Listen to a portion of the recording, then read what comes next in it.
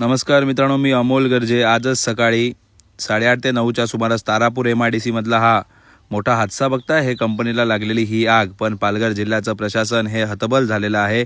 उपप्रादेशिक अधिकारी साहेब, काय सुरू आहे या ठिकाणी? RO, SRO, MS, MPCBचे पर्यावरण मंत्र्यांचे दुर्लक्ष या ठिकाणी पालघरच्या जिल्हाधिकाऱ्यांना मला सांगायचं आहे, मॅडम, ह्या अशाच प्रदूषणामुळे, या अशा कंपन्यांमुळे आम्ही एवढे मोठे आंदोलन केले होते। जनता दरबारात दिलेल्या पत्रावरती पण अजूनपर्यंत आम्हाला उत्तर आलेलं नाही आणि एका पाठोपाठ ह्या पेटत असलेल्या कारखाने, हे नक्की आता मार्च एंडिंग आहे, हे कारखाने पेटत आहेत की जाणीवपूर्वक पेटवले जात आहेत? वायू गळती असेल, मोठमोठे हादसे हे तारापूर MIDC होत आहेत। मागच्या पूर्ण 1 वर्षामध्ये 6 ते 7 वेळा वायू गळती झाला आहे। कारखान्यांना पेट धरून बघताय, हे पूर्णपणे टँकर हे पेटलेल्या अवस्थेत तुम्ही बघताय। या ठिकाणी पूर्णपणे भोंगळ कारभार सुरू आहे। पण पालघरच्या जिल्हाधिकारी असतील, MPCBचे अधिकारी असतील आणि पूर्ण जिल्हा प्रशासनाचं जे जबाबदार आहेत, जे प्रशासनातले अधिकारी, त्यांच्या दुर्लक्षामुळे हे हादसे अगेन अँड अगेन होत आहेत। या ठिकाणी पूर्णपणे दुर्लक्ष आहे। कधी काय होईल या ठिकाणी सांगता येत नाही।